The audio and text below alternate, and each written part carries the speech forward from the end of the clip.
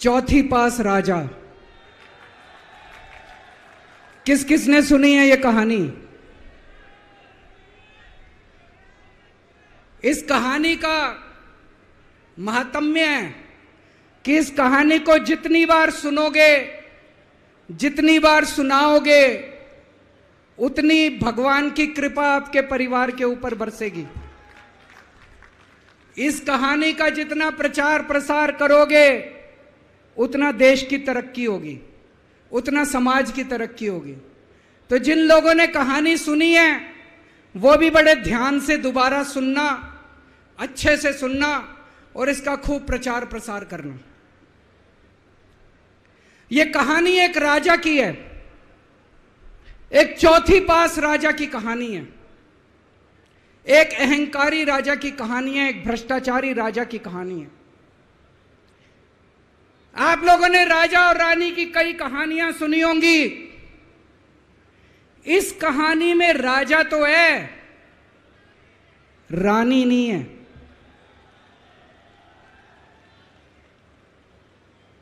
तो एक महान देश था, कई हजार साल पुराना देश। उस देश के एक गांव में एक बच्चा पैदा हुआ, बहुत गरीब घर में एक बच्चा पैदा हुआ। तो जैसे गांव के अंदर बच्चा पैदा होने पे ज्योतिषी आते हैं, ज्योतिषी आके बच्चे का भविष्य बताते हैं, ऐसे गांव का ज्योतिषी आया। उसने बच्चे की कुंडली देखी और बच्चे की मां को बोला कि माई, तेरा बेटा बड़ा होके बहुत बड़ा सम्राट बनेगा। माई को समझ नहीं आया, मैं इतनी गरीब, मेरा परिवार इतना गरीब, मेरा बेटा सम्राट कैसे बनेगा। खैर, बच्चा धीरे धीरे बड़ा होने लगा। गांव के सरकारी स्कूल में उसका एडमिशन करा दिया। उसका पढ़ने लिखने में मन नहीं लगता था। पढ़ते पढ़ते, क्लास करते करते चौथी में आके उसने नाम कटवा लिया। उसका पढ़ाई लिखाई में मन नहीं लगता था। बगल में, गांव के बगल में एक रेलवे स्टेशन था। घर में बहुत गरीबी थी। वो बच्चा वहां स्टेशन पे जाके चाय बेचने लगा।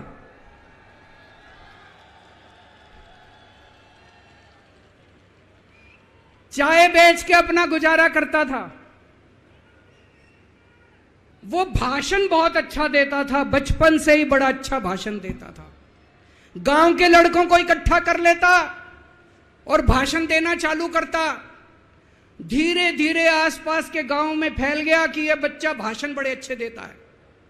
आसपास के लड़के भी इकट्ठे हो गए और जो मर्जी टॉपिक हो भाषण देना चालू कर देता था और रुकता ही नहीं था, घंटों घंटों तक भाषण देता रहता था। बच्चा बड़ा हुआ। ज्योतिषी ने कहा था बड़ा होके बच्चा उस महान देश का सम्राट बन गया। लेकिन राजा तो अनपढ़ था, उसे तो कुछ आता नहीं था। अफसर आते, उस अनपढ़ राजा से जहां मर्जी साइन करा लेते, जहां मर्जी जो मर्जी साइन करा लेते। वो राजा अनपढ़ था, उसे लगता था मैं अगर अफसरों से पूछूंगा तो मेरी कमजोरी सबके सामने प्रकट हो जाएगी। अफसरों को लगेगा मेरे को कुछ आता नहीं है। अफसर जो मर्जी लेके आते थे वहां साइन कर देता था। वो धीरे धीरे पूरे देश के अंदर फैल गया कि राजा अनपढ़ है, राजा अनपढ़ है। राजा को बड़ा बुरा लगने लगा। तो राजा ने कहीं से एक फर्जी डिग्री का जुगाड़ कर लिया। एक फर्जी डिग्री का जुगाड़ कर लिया, एमए की डिग्री का। और राजा बोला मैं एमए हूं। पर सच्चाई तो पूरे देश को पता थी, राजा तो अनपढ़ था। धीरे धीरे राजा अहंकारी भी होता गया। अहंकारी राजा और ऊपर से अनपढ़। जो मर्जी उस राजा के पास जाता और राजा से कुछ भी पास करा के ले आता। एक बार कुछ लोग गए, राजा को बोले जी नोटबंदी कर दो, नोटबंदी करने से भ्रष्टाचार खत्म हो जाएगा, आतंकवाद खत्म हो जाएगा। राजा को कुछ समझ नहीं आया, राजा की खूब चमची मारी उन्होंने नोट। राजा ने एक दिन शाम को टीवी पे आके 8 बजे नोटबंदी कर दी। पूरे देश का बेड़ा गर्क हो गया दोस्तों। लंबी लंबी बैंकों के सामने लाइनें लग गई, कई लोग मर गए, दुकानें बंद हो गई, रोजगार बंद हो गए, बड़ी बड़ी इंडस्ट्री बंद हो गई, पूरे देश का बेड़ा गर्क हो गया। फिर एक दिन कोई आके बोला जी 2000 का नोट ले आओ। राजा 2000 का नोट ले आया। 4 साल बाद कुछ लोग आके बोले जी 2000 का नोट बंद कर दो। राजा ने 2000 का नोट बंद कर दिया। राजा को अक्ल तो थी नहीं, बेवकूफ था, अनपढ़ था। कभी 2000 का नोट चालू करता था, कभी 2000 का नोट बंद करता था। एक बार कुछ लोग आके बोले जी ये किसानों के कानून बना दो, इस कानून से किसानों का भला होगा। राजा ने कानून बना दिए। पूरे देश के किसान सड़कों पे उतर आए। 750 किसान मर गए आंदोलन में, और 1 साल के बाद राजा को वो तीनों कानून वापस लेने पड़े। एक बार उस देश के अंदर बहुत बड़ी महामारी फैल गई, चारों तरफ महामारी फैल गई, लोग मरने लगे। किसने आके बोला जी थाली बजवाओ तो देश ठीक हो जाएगा। तो राजा ने पूरे देश में थाली और चम्मच बजवा दिए। महामारी तो नहीं बची, महामारी तो फैली रही। किसी ने आके कहा जी डॉक्टरों की जरूरत पड़ेगी, दवाइयों की जरूरत पड़ेगी, इंजेक्शन की जरूरत पड़ेगी, तब महामारी रुकेगी। राजा अपने दोस्तों का बड़ा ख्याल रखता था। उसके दोस्त थे।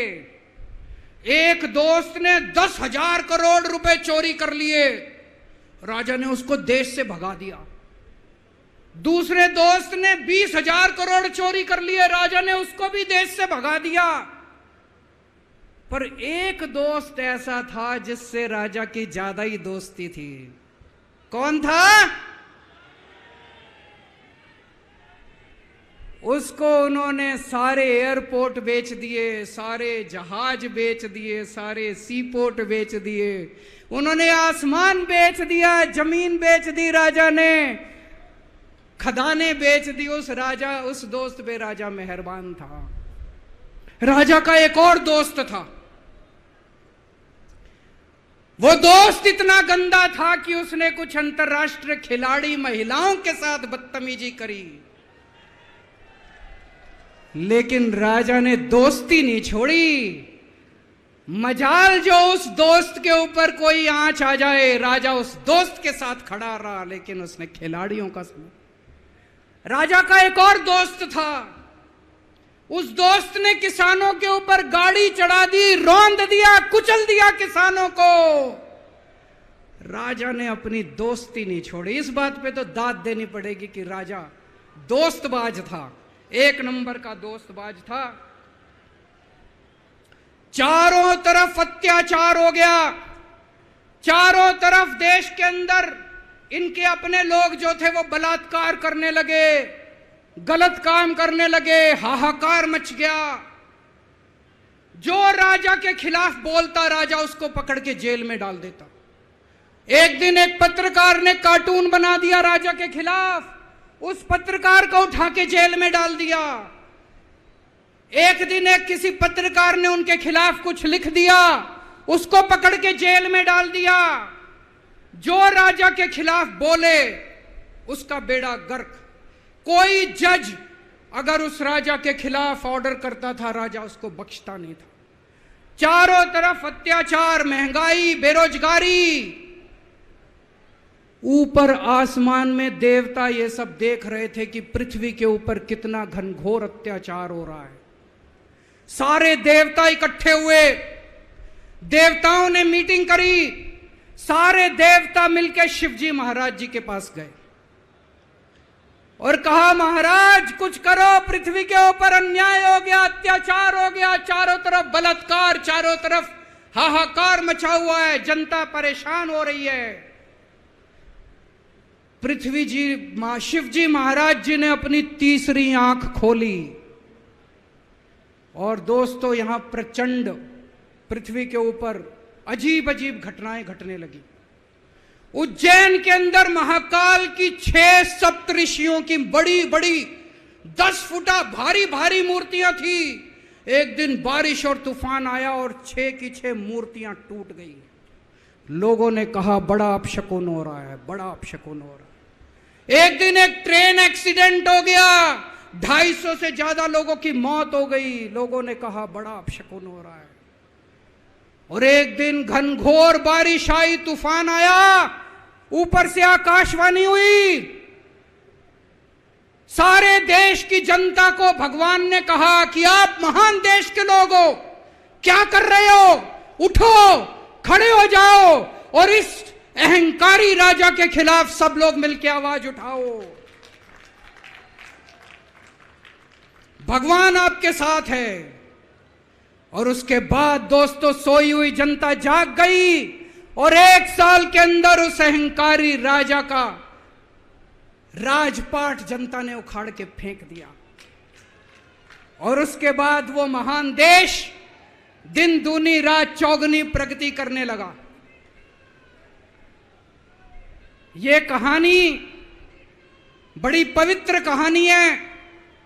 इस कहानी को सुनने से और सुनाने से परिवार का, समाज का और देश का बहुत भला होता है।